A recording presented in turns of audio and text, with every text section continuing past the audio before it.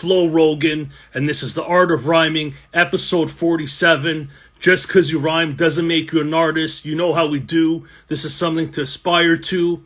And tonight, we got a special returning guest, Jah King the Divine, back with his new album, Children of the Scorned, a follow-up to one of my favorite projects last year out of any guest I interview, the Fear and Loathing and Long Island collab with Javi Darko. The shit moves in a slightly different direction, and it delivers, gives you another layer of Jah King the Divine. The 25-year-old phenom is what I'll call him. And we're going to invite him on the live right now. Thank you for tapping in. There he is. About to invite him on the live.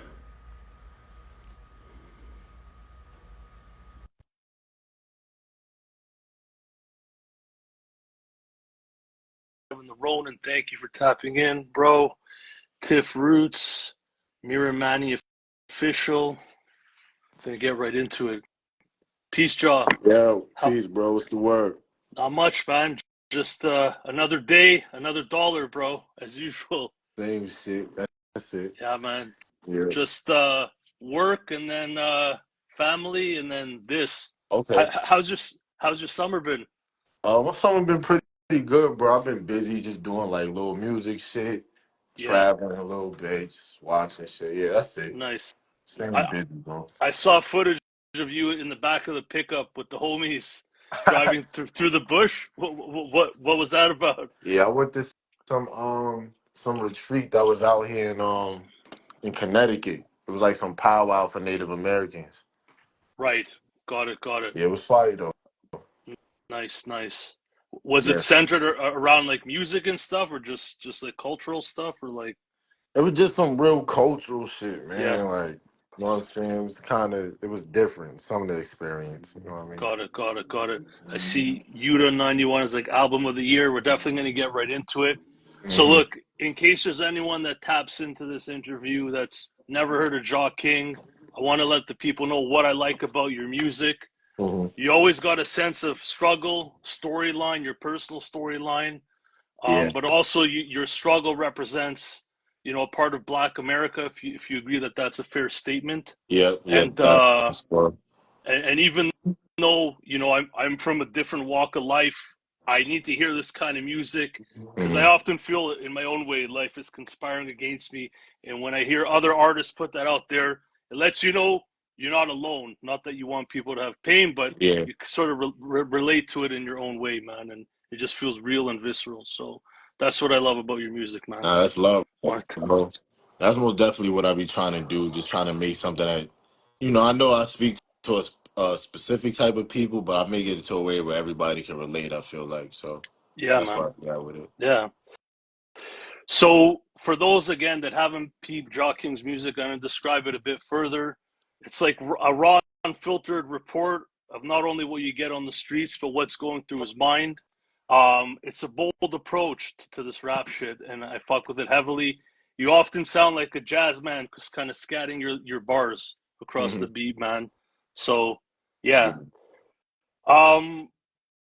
So I kind of sound like a broken record, but I did want to shout out 3 dudes 25 and under that I'm, really following closely. It's yourself, Javi Darko, and Grio Noi.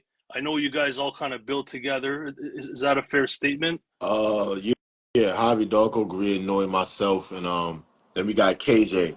That's the other artist, Rome. KJ, I definitely got to check him out because always looking to talk to younger cats that are pushing this shit forward, man. Yeah. So, did Javi Darko record or engineer your new album, Children of the Scorn? Yeah, he helped me record like the bulk, basically every song except for like 3 records on the album. You know what I mean? Right. So yeah, he was there for that. Got it. We're definitely going to get into your stuff, but do you know when I interviewed Javi a couple months ago, man? Incredible album, Death of an Immortal. Do you know when he's dropping a visual? I'm putting you guys on the spot. I know he about to start recording the visual in like 2 weeks, I think. Another week, man. So it's coming soon. I don't know exactly when it's going to drop though. Got it. So let's talk about your project, Children of the Scorn. I wanted to ask you, what's your reaction? How's the reaction been from your following? Is it different than any of your other albums? Um, I think every time I drop, like the anticipation and the love get a little bit crazier. So, with this one, it's just been crazy. You know what I'm saying? Like I wake up, see wild DMs. I see a lot of people saying it's my best work. You know what I mean? Um, Hold on, you can still hear? Okay, Yeah, it froze a little bit on my side. I see a lot of people saying it's like my best work or it's my most thoughtful. Everybody can connect to it on a like a human level. So I like all of that. You know what I mean? For yeah. real. I've been going through your stories heavily, and I feel like you're reposting DMs that you're getting. Hmm. There's a couple of people saying that they shed a tear listening to Bambi Red Yeah. and shit like that. Have you ever had a response like that to your music before? People shedding tears? um, I've had people say it, but I think they said it more on a like almost a joking level, like, "Oh, your shit Do is so they? good, it makes me want to cry." But I think I got a few real like this time, like, "Oh yeah, that shit really made me feel something," Right. and that was because I admire like my son Javi work and his pen so much. I used to always want to get that reaction with a song I made, like when people really felt Yeah. something. So to Yeah. see that was like really dope because Javi get that shit like all the time. You know what I mean? Yeah, man. I think those like deep tracks, like at least one per project, is like essential. You know what I mean? You have more than one, I would say, but it's like an essential type of track, in my opinion. Shout out to Uh, Vega too. I see Vega showing love in the comments. What up, big bro? Absolutely. We got Yeah. Lord Owen just joined. Dope, dope, dope Owen, what audience. up? So would you say that the reaction gets bigger with each of your projects, or do you find like it goes through like ups and downs? I would definitely say it gets bigger with every project. I feel like the boost or like the buzz be different. Like sometimes when the project drop, the buzz is all the way there. Mm, Sometimes it's a couple months after, sometimes it's somewhere in the middle. okay, So it's like I feel like it drops and then wherever the people start to all catch on together, it has its own moments as got I, roll the got it. album out. You know what I'm saying? I at this point I've talked to like over 50 MCs I've interviewed. And I would say personally, I don't consider myself an expert, but if the shit keeps like bubbling up with every drop, you Mhm. got something special going. I mean, I already know you got a special talent, in my opinion, but Mhm. that's just the evidence, man. So personally, I feel like you got to take this all the way. I imagine you want Yeah. to, but I just want to give you those words, you know what I mean, of support. So Nah, that's love, bro, and I definitely need to hear it. Sometimes that's just a regular artist shit where you get in your head and you get real, you know what I'm saying? Like insecure about what you're doing or unsure and doubtful. So it's good to hear when people tell you like it's no reason you need to stop doing what you're doing. You know what I mean? yeah, man, yeah, Yeah. everyone needs to hear it. Even me, when I'm running this platform, it's always dope to get some honest Hmm. feedback. You know what I mean? Definitely keeps the battery in my back too. Hmm. So last time we spoke, you dropped Fear and Loathing in Long Island. That was around 10 months ago that I interviewed you and Yeah. Javi Darko. Again, that was the best piece of art I listened to last year. It was kind of dark, so it was like Hmm. wasn't my number one spun because of that. But in terms of art, it was the best piece of art. Yeah. It feels like it took a minute for you to drop, and then I saw some random post. I'm paraphrasing. You're like, I'm finally starting to give a fuck again. Something like that. I don't know if you Hmm. remember making this post. Yeah. And I was like, oh shit, like what's going on with dude? Like, you Hmm. know what I mean? I hope his head is still in this shit, at least as a fan. Is there Yeah. anything you could share about that or care to share Um, about that? I think the album was done, like written, probably like 4 or 5 months ago. You know what I'm Okay, saying? Everything I went through to get it out was the part where it made me like, yo, I don't even fucking know if I want to put this out. If I want to, you know what I'm saying? You had them downtime and the moments where going through a lot of personal shit, so you start to second guess what you're doing. But yeah, when I made that post, it was more just like wanting to, be a little dramatic, stir the buzz, right, right, show people I right. got something coming back up. I always give a fuck about the music, but sometimes it's just like, yo, fuck this, bro. I'd rather do something else. But I'm never not writing, never not focused, never not planning how to keep going. You know what I'm saying? I might just get quiet and and try to figure out how I get elevated in the meantime. But I gotta start being more consistent and just showing my face all the time. So I'm gonna be better with that going forward. Yeah, man. No, it's tough. Like I've worn the artist hat for many years. Well, not many years, several years Hmm. over the span of my life, and it's tough, man. It's not for everyone. Is there Yeah. parts of this game you like more than the others? Are there any parts you like, some parts you could do without, or are you trying to embrace it all and just sort of accept Um, what it is? it's definitely all the parts of the creating. You know what I mean? When it comes to making the music, making the titles, going into my whole rabbit hole of studying, reading, watching film, visualizing, videos with my camera people, all of that shit I love. You know what I mean? I like to perform when I can. You know what I'm saying? Love that. But it's all the other stuff that when you're independent, they don't tell you got to really focus on, and that's budgeting, having capital to push what you're doing, having a rollout plan, networking, emailing people every day, keeping up with possible deals. All of that shit is the unfun stuff. You know what I mean? Where it's like it kind of take away from the art sometimes, but it's necessary. Yeah. I remember again being in artist mode, and I was just so preoccupied with being a dope artist, like I couldn't even fathom like a business plan. You know what I'm saying? Mm. So, hats off to you guys still putting it on the line and trying to find your way, man. Definitely respect the grind, man. Nah, that's love, bro. Yeah, man. So yeah. Um.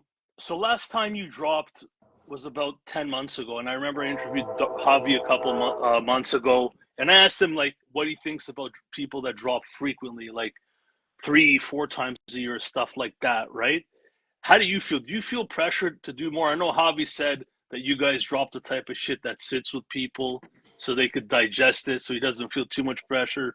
But I thought I'd ask you: do you feel compelled that like you got to drop more, or are you happy with the output? Um, I definitely feel like I'm satisfied with the output, but for me personally, as like a workaholic and someone who always want to push myself, I definitely see where I could kind of be more present in the space while still giving myself that ambiguity that I want and that to myselfness.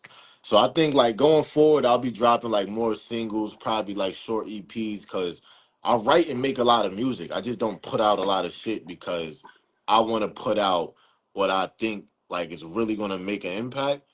Mm, But in this space today, like you can do that, but it really don't matter at a certain point. When people really like or take to what you're doing, you kind of could just drop whatever. But I don't like that idea. I try to like give my best every time, but sometimes you just got to do what the market wants you to do. You know? Yeah. right. Yeah.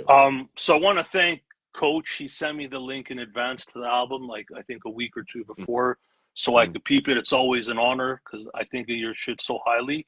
Mm-hmm. So on first listen, I was like at a cottage. I was kind of faded. Mm-hmm. I threw in earbuds, and the soundscape sounded different. The engineering's a bit different. I get nerdy with this shit. I listened to it, Right. and the rhymes were a bit different.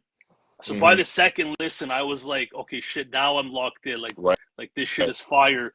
I wanted to ask you, what do you think about first impressions in music, and especially like you're dropping another project after 10 months? Are Yeah. you nervous? How do you feel Yeah. about first impressions? I would definitely say like me personally, I get nervous because I know I'm not ever gonna go back and make something I already did. I can't. Right. I try it, bro. I really be like, damn, everybody loves Sun Tzu. I'm about to try to make another one, and it doesn't work for me. I tried the when I the album I made when I was 18, when it went viral, I said, fuck it. Let me try to make a Growing Pains too. And it just don't work. So it's like I'd rather just be who I am as an artist and try to like be what everybody want. Like you find a pocket and then you just keep doing that. I just can't. You know what I'm saying? I got this thing where if I don't hear growth, if I don't hear just something different, I can't. I'm not gonna put it out. You know what I'm saying? So Mm, I respect the artists that do find their pocket and do what they do. I love those artists. But me personally, I'm always trying to add something to me. I know I got a niche and a sound, but I still try to add something, whether it's the production or the writing. You know what I mean? Yeah, this definitely added. Even we're gonna get into the track by track breakdown if you're cool a bit later. But Or yeah, just the opening track sounded different, pulled me in. But yeah, we'll definitely get to that. So looking at the post for the album on IG, I'm gonna read a part of the description if that's cool with yeah, you. that's good. You're like, I'm not the samurai, Black Sun Tzu, or Doctor Wayne this time. It's Jaw King. Hmm. So I guess that means when you're less lyrically dense, we're able to get more of Jaw King the person. Am I Hmm. getting that right? Yeah, I would say the it's a different type of depth and dense. You know what I mean? Like you said, when I'm not so much technical, so much esoteric with how I'm rhyming and phrasing things. Yeah, I'm in the strict form of just who I am and what I'm going through at the moment. You know what I mean? Sun Tzu is like I call him. He's like the dark side of the samurai from Delusions. You know what I mean? The Delusions, character is kind of he thinks he's the hero. You know what I mean? He want to be the savior. He feels like he got the answer. And Dr. Wayne is kind of all over the place. He like a mad scientist, so that's why you got who that person was on Parables and Fear and Loathing, and then and his latest project is just me. It's literally what I'm going through. Is no world building and nothing around it. Is just what I do. You know what I'm saying? My Yeah. day to day. So I've went through your catalog. I was a little late to the Jock party, but I've caught Mhm. up. But I thought I'd play some of your older songs just to compare. Mhm. So I played Psilocybe Cubanesis on Yeah. Barley and Yankee Cabito just at the top of your Spotify, Mhm. right? So shit was definitely more lyrically dense and kind of more on the attack. Mhm. So it was intentional for you to take a more measured approach with Children of the Scorn. Mhm. Did you have a certain objective in mind?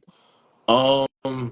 Yeah, I wanted people to because the message in my music is pretty consistent. I would say it's just presented different all the time. So I wanted people to understand like I could do all pockets, all forms, all different types of like when it comes to this hip hop space, I could do it, I could rap it in any way.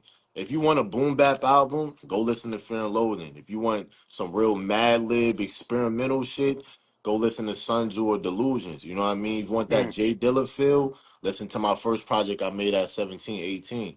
So every album is just me trying to show like it's no fabric of this that I can't do. You know what I mean? I really study and love this shit. So, yeah, man. yeah.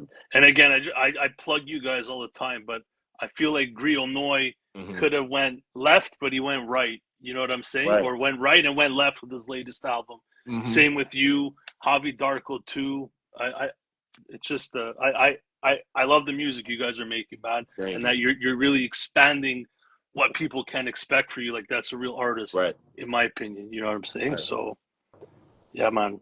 So you explain your fan base pretty succinctly in the DMs. You seem to indicate that tracks with more of a lo-fi Mad Lib sound works for people in their mid 20s, and then the more boom bap records for older dudes like myself. I gotta say, like those are the two grimiest categories of hip hop, pretty much that you could operate in, as far as sampling goes. Are you happy with the demographics your music is aimed at? Are you happy with the people whose ears it lands on, or any Um, gripes? yeah, I would say I love it, bro, because I kind of get the best of both worlds. Like sometimes it be younger MCs around my age or a little bit younger where they get the respect from younger kids because they understand what they doing, but sometimes older crowds don't respect their pen. And for me personally, I do respect the love from the younger people my age, but it be the people who live this thing for the last 30, 40 years, opinions that I really Mm, value. So the fact that I could get their respect as soon as I start rhyming, you know what I mean? The fact that if they say, turn on the beat and see what he could do, that I could do that, I put a lot of pride into that. So I'm just enjoying the fact that I could hit both sides of the spectrum and still be myself with it. right. If we looked in the vault, will we ever find any jockeying tracks on like trap Hmm. beats or like synth stuff? You ever operate in this space or put anything out like that, or would that be too far of a departure for Jock King? I think right now I still want to build where I'm at and get my create my identity as an artist still, but I think down the road that might be something I experiment and play with more. You know what I mean? Once I've really established, you know what I'm Yeah. saying? Yeah. I just want to shout out some people in the chat. We got Tyron Bob. I think he compared you to Ka, who's That's obviously an dope. amazing artist, man. Yeah. We got H Poppy. Thank you for joining. Love Celicia, DJ Doom, Brandon V Ray. Thank you everyone for joining. Yeah, man. Sorry, just here we go. Okay. Mm-hmm. So I'm gonna read a bit more about the post describing your album, if you're cool with that. Mm-hmm. Uh, this is an album that speaks directly towards the Black diaspora and the angst among the youth culture in America. We're all the living byproduct of the institutionalization, indoctrination, and dehumanization of our ancestors. Mm-hmm. Most of the Black community lives without this understanding and sees no value in the dual nature of education, how it serves by restoring the self identity and intellectual tools needed to preserve in surreal times of calculated systematic bigotry, prejudice, and cultural deprivation. Mm-hmm.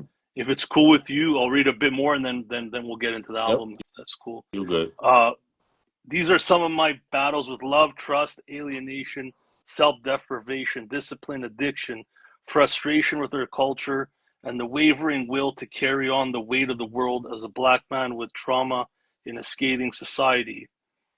Um, so all that you mentioned, man, is sort of why people respect your Mm-hmm. music, why it has depth.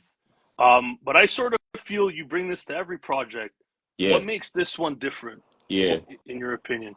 Um, and that's what I was saying earlier. Like every project kind of got this consistent vibe. A message is presented in a different world with a different level of seriousness. You know what I'm saying? So, but with this one, I just felt like it's a project I literally could press play on for the casual listener or the most cultured listener, and they're gonna feel me and understand what I was trying to do here.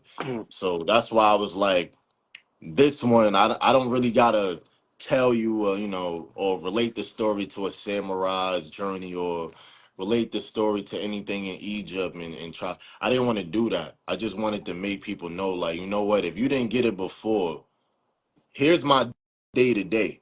You know what I'm saying? And my day to day is probably going to really relate to yours very well, depending on how well I am at articulating what I'm trying to say. You know what I'm saying? And I feel like it's working. A lot of people that's just casual listeners Right. are playing the project and like, wow, I relate to this. You know what So I'm saying? it's just as heavy, but it's a bit more Yeah, digestible. yeah. Is what. In simpler terms, yep. Hmm. Yeah. Um. So I wanted to ask you, and this is sort of like artist to artist talk, Hmm. and this is where I respect real artists like yourself. So when I grew up, the place and time I grew up, it was always like you're trying to make things look on the up and up. Even if you're feeling down, you're making it look on the up and up. Hmm. That said, when I used to rhyme, it was often like dark, heavy, sometimes depressed and stuff Hmm. like that. And it was to the point where I wondered for myself, am I attaching a bad stigma to myself through my music? Hmm. For me, I feel like you take it all the way to a dark place, and we love you and your music for that. Hmm. Do you ever wonder what this kind of energy brings to you, or you like just don't give a fuck? You just say what you just go into the recesses of your mind and you just don't give a fuck That's a at all. that's a great fucking question because that's one of the things that do linger in the back of my mind because I do know how real energy is. I know how real, like, what you spend your time thinking on is and how that could kind of derail, or if not derail, just put your life on a certain track. So it is this thing I battle with where it's like, I don't want to sit in this space for too long, but sometimes, I know you heard this before, sometimes the pain and the grief, like, produces this amazing pieces of work. You know what I'm Yeah, saying? And so sometimes, yeah, I do think like, damn, do I want to always go all the way? But I'm realizing I can't really make music unless I'm doing that. yeah, You know what I'm saying? Unless I'm really like emotionally invested. When I'm not, the shit doesn't sound good or it just sounds bland or like everything else. that's I highly respect what you do, admire what you do. You really lean into the shit like a Mm-hmm. real artist should, you know what I mean? And this is where artists don't get enough credit, you know what I'm saying? So yeah, wanted to say that. Nah, that's a great So question, bro. yeah, man. So just some human shit, man. And again, I put stuff out there too, you know what I mean? I pondered these things Hmm. myself. So we'll walk through the album now. So I'll tell you what stood out to me with the Okay. tracks, but feel free to expand on them however you want. Hmm. And also let's shout out the producers on each track. How many producers were on this? Is it three or four? I think it was about 4 to 5. It was Son, Fight Game, Player Hayes, GYG, Juno. Yeah, it was about 5. Got it. Yeah, about 5. So the opening track, Minstrel Show. I love that beat. Who produced that one? That was Player Hayes. This is one of these producers that work with Danny Brown. You know what I'm Oh saying? shit! Yeah. Nice, Hmm. nice. It reminds me of a musical. It kind of reminds me of when Jay-Z dropped Hard Knock Life. Yeah. It kind of felt like that for me. It kind Hmm. of pops out. We haven't heard something like that in a minute. Hmm. So just the juxtaposition of the musical vibe to the gritty reality raps was Hmm. dope. So yeah, man, that's what stood out on that track. Hmm. And anything you want to say about it before we go to the next Um, one? I'm glad that you took that from the track because when I heard it, it literally around the time I was really studying a lot of like you know people like Thomas Dartmouth Rice, the dude who started the whole minstrel show blackface thing. So when I heard the beat after watching all of the documentaries and shit, it almost literally put me right there as if like some of the music I was hearing in that shit. You know what I'm saying? I don't know. It sounds kind of like a reach, but like you said, it sounds like a carnival. It sounds funny. So when I heard the beat, it kind of just spilled out the rhyme. You know what I Yeah, mean? yeah, man. I love the juxtaposition. Can Yeah. everyone see us and hear us? I'm seeing my reception is low. Am I all blurry or my video is okay? Yeah. Can y'all see me? Okay, here. Okay, dope. Thank you, Julio. So second track, Negro Spiritual. Mm-hmm. You had a line near the end of your verse. I wanted to ask you to That. expand on if you're good with that. You go, you got a voice, but I'm the minister that can't be saved. That was Mm-hmm. sort of, I think, the closing words. Mm-hmm. Can you expand on that bar? Um. Yeah. Damn. How does rhyme go? I got a voice, but I'm the minister that can't be saved. Yeah. I was just saying, like, how a lot of people say, like the voice of your apostle, your preacher, whatever you call them, is like, what I'm saying? The person that's supposed to help you get saved and get love from Christ or whatever your religion is. So I was just like, I got a voice that a lot of people like and relate to and feel empowered by, but I don't know if I could be saved by it. You know what I'm saying? Like I might be helping you, but I don't know how much of that should actually help me sometime. Mm, So that's what that was. got it, got it. So, so next track, Aim at the Embassy. To me, Hmm. it stood out immediately. That was an ill reboot of Drew. The damage was 99.9%. Hmm. How did you land on using this beat? Like, did someone recommend it to you, or it was already like top of mind from your past listening adventures, or how did you Um, land on this beat? yeah, I was just on YouTube one day, bro, and I be studying everything. I'm just going through old hip hop shit, trying to find something that inspired me. Then I heard that beat, and I'm like, what the fuck? Yeah, And I was so mad because the music video for it was so like low yeah, budget. And I'm yeah. like, damn, like this shit is a real moment in hip hop that I feel like just went right under the bridge. Between his lyrics, the song title, and the beat, I'm like, damn, I want to do something and kind of, give back to that shit. And lately I've been seeing a lot of big artists like Tyler the Creator go back to Nas Street Disciple and redo some of his records. And I'm just like, Mm, you know what, why can't I do the same thing? You know what I mean? right. Yeah, and that's not even one of his most popular songs or radio songs, Nah. quote unquote. So it's dope that you picked that one and it fits The whack, perfectly the with the only album. whack thing about that is I uploaded the wrong version. Oh yeah. So that's not even the fucking mastered version. The mastered Mm, version sounds fucking crazy, bro. I mm. baited. I really bait it, but I'm gonna try to Right. just drop it as a single so y'all can hear the banging of that shit. Cause yeah, it's different. It's dope though that despite that quirk, like people still showing love to the project, right? You're Yeah. probably sweating it, but you know what I mean. So Hmm. that's dope. Can you let us know about your sentiments on that song, if you care to? Which one? Aim at the embassy, Um. or sort of what you're getting at. Okay. So yeah, the hook was um.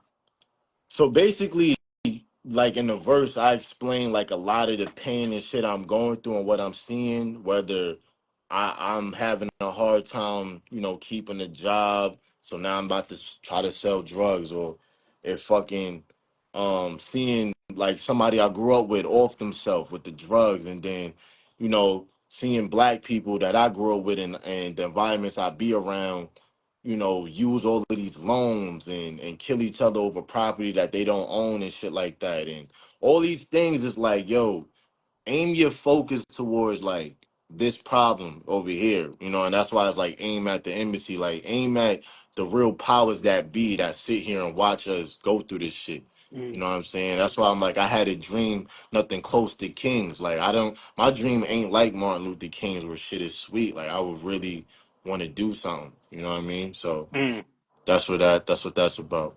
got it, man. Got it.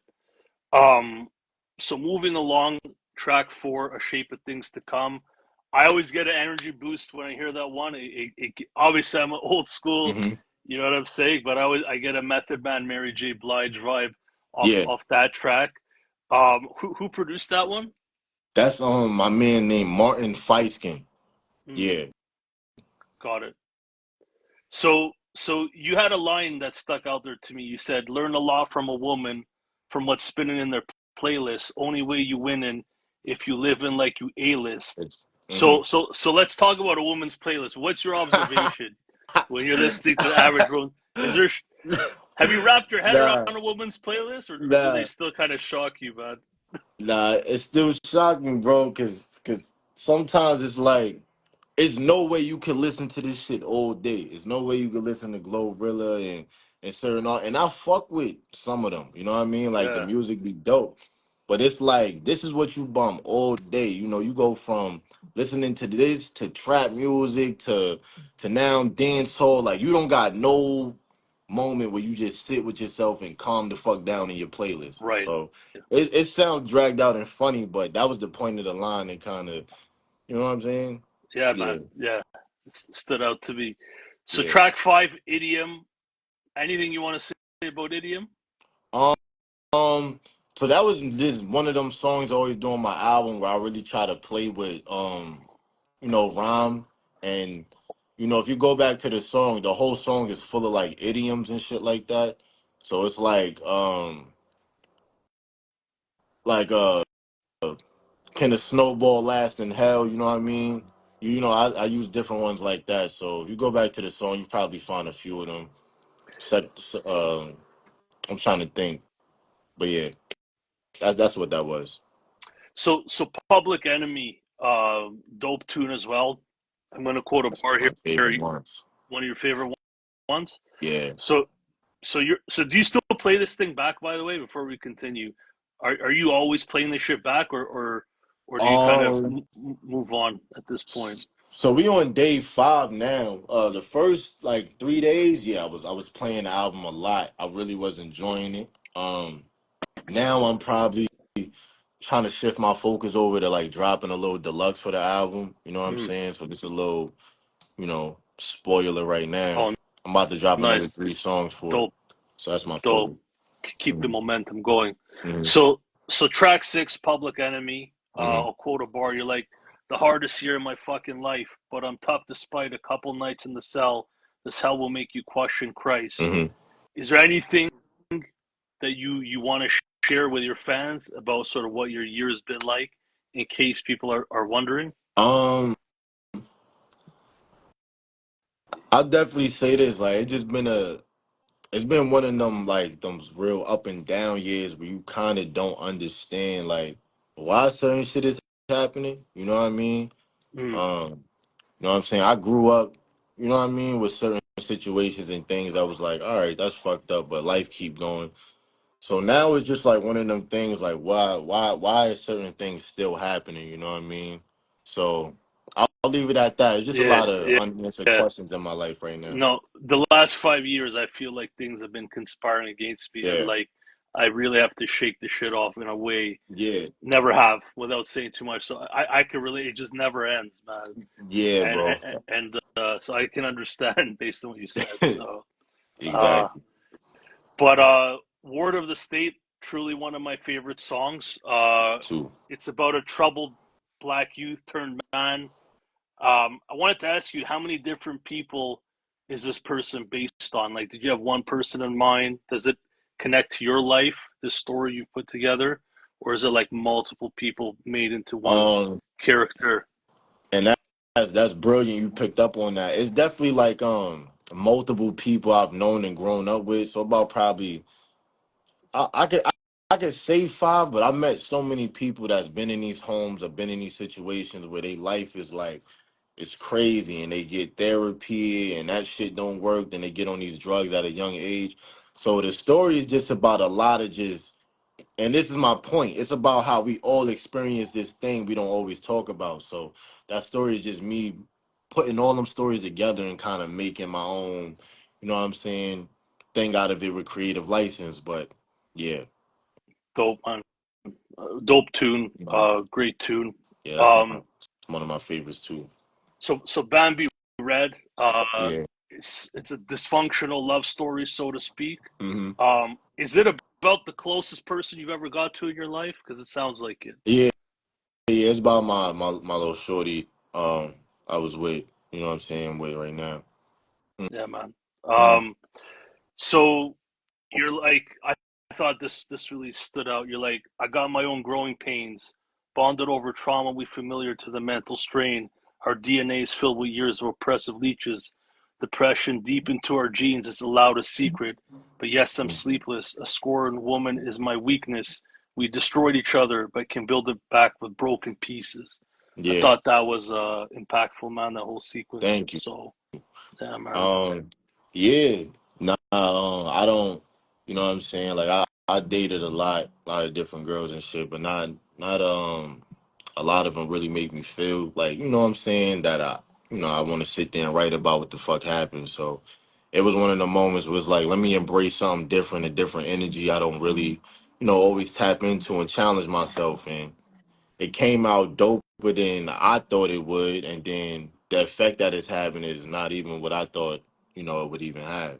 You know what I'm saying? Yeah, based on going through your timeline, just reading the comments, it seems like definitely one of the more Yeah. impactful tracks.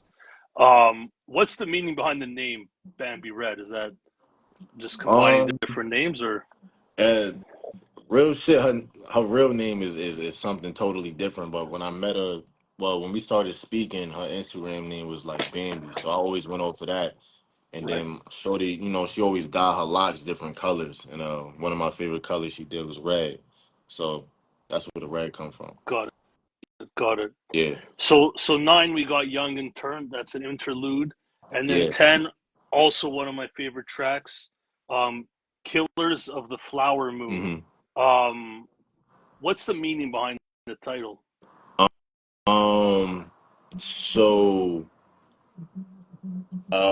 it's this movie that Martin Scorsese dropped called Killers of the Flower Moon, and it has to do with when the settlers came and kind of colonized the Native Americans by like having babies with them, killing certain people in the tribe. Um, you know what I mean? Like doing all of the foul shit they did to the Native Americans when they got over here. So honestly, it's no like the song isn't directly connected to the title. It's just a dope title, and I feel like Yeah, when you think about everything generally, like I was talking about, you could kind of see the correlation. You know what I'm saying, of that movie and that story with the black diaspora and shit like that. yeah, yeah. Hmm. And then the outro on that song, I definitely took something away on it. It hit me in a certain way. Who's the dude that's speaking at the end of that? I couldn't identify him Oh, by voice. so sorry, but it's a certain professor. So, bro, after we get off the live, I'll send you his name. I got so many clips of these different people speaking and shit on my phone. I be Yeah. forgetting. Hmm. So it was like something like he was saying spirituality existed before religion, and then the word God was invented by like conquerors so they could fight over Hmm. whose God is the best. And basically was saying organized religion itself is a sham. It was a dope and timely message because I'm to this day I'm sort of back and forth analyzing, studying religion and stuff. But it's just a reminder, I guess. You don't have to be too organized with it. Are you into like organized religion, or are you just kind of Um, doing your own thing, man? Me personally, nah, man. Like I don't fuck with that. I'm open, to learning everything and listening. I think it's a lot of power in the Quran, in the Bible, in Buddhism, and everything. So it's I believe you look at everything like philosophy, and you take what you do from that, and you live your life how you want. I think my favorite moment in that though was when he said but when you accept the deity that they give to you, you know what I'm saying, you become the spiritual prisoners Right. of that people. And I feel like that is a big thing. That dependence that, my culture has with this savior thing or waiting for somebody to come and do something for you is the biggest fucking problem we got. You know what I'm saying? So it's no difference than when people are sitting in their homes waiting for, I don't know, like Biden or one of these motherfuckers to really change the world. Mm, That's not going to happen. You know what I'm saying? And it goes back to my thing where I'm always trying to take the parallels I learned from whatever, if it's a film, a book, a movie, whatever it is, and show you how it's relating to our modern day and our everyday, because that's literally what history is if you pay attention. You know what I'm saying? So yeah. that's what that was. And this is again what I appreciate about your subject matter and the art you bring to the table. Not a lot of people are doing this. And I know 25, like I said in our first interview, I mean Mhm. Biggie and Tupac were in their prime at 25, but Mhm. today not everyone is bringing this kind of depth and gravity to their music, man. So that's why we appreciate you. Um, Thank and you, I bro. I just should be 25 in January. I'm in still January, 24. Yep. gotcha, Thank you. gotcha, man, gotcha. Hmm. So look, I got one more closing question, but Hmm. I'm just gonna let everyone know I did interview Jock King and Javi Darko once again like 10 months ago. We went into the whole back catalog on both of them. I do suggest you check that out. This interview is gonna be a bit shorter. It's more like maintenance when he drops a dope project. But here's my closing question. So last we interviewed, I asked you and Javi Darko where the game would be in 5 years. Hmm. And you guys took that question in a slightly different way than I intended it. But you're like, in our clutches. Or Javi Hmm. Darko said that you agree with that. Yeah. So we're talking almost a year later. I just want to Mhm. see what's your sentiment today? Where's your faith at with this music? Um, Yeah, I still feel like, especially now, like the new blueprint and plan we got to kind of, what I'm saying, get past the threshold and kind of raise the bar.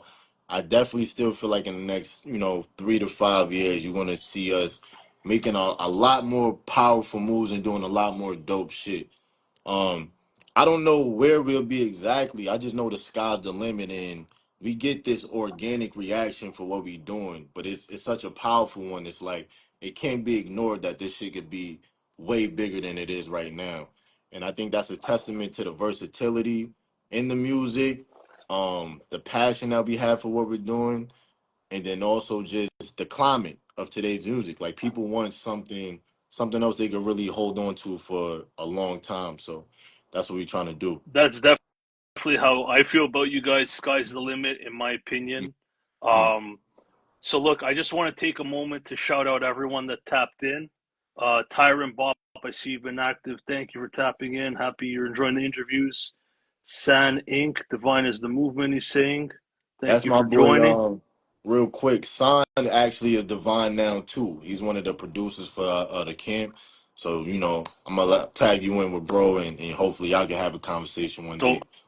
I do focus on MCs more because Yeah. I was one, but who knows? Maybe we could do a MC producer Hmm. episode down the road. Real talk, Adrian, the Biz. Thank you for joining. A lot of folks. So look, before we depart, anything you want to leave us with? Anything coming next, or just Um, anything in general? um, y'all could be looking for definitely a deluxe album, like I said, deluxe being three more songs, and I'm trying to decide if the three more songs are going to even stream or if you're going to have to buy that directly from me off my website or when the physical product actually drops. Um, Mm. Javi Darko going to be dropping the visual soon. Nito, KJ Rome, he's back in the loop swinging and he's dropping music again. He should be dropping some visuals and also a new project soon to keep a foot on your neck. And going forward, be expecting a lot of singles from Devon and a lot of like off content and not so much sitting no more. You know what I'm saying? We're trying to be more loud while still giving y'all the quality. So the projects may not always be as long as they used to be, Mm. but they still going to be as impactful as they can be. You know what I'm saying? Very much looking forward to the visuals. Definitely going to repost the shit as usual on my page. And for everyone's knowledge, in case you don't, Divine is your record label that you started. Javi Darko's part of it, Yep. etc. Right? Hmm. Dope, dope. Yeah, Devon is me. So look, thank you for saying yes to the interview again. I hold your music in the highest regard of all the shit I'm listening to, man. Thank you. Sky's the limit, in my opinion. Um, thank you, thank you, Jaw King. Thank you, everyone, for joining. No problem, bro. Appreciate you, bro. Like I said, you be asking the best fucking questions. I hope, like, in the future, you know what I mean, we can help you just grow this platform and we can all do some dope shit together. So I appreciate it, bro. Thank you, thank you. Have a great night, All everyone. right. Peace, peace, Peace. Jaw.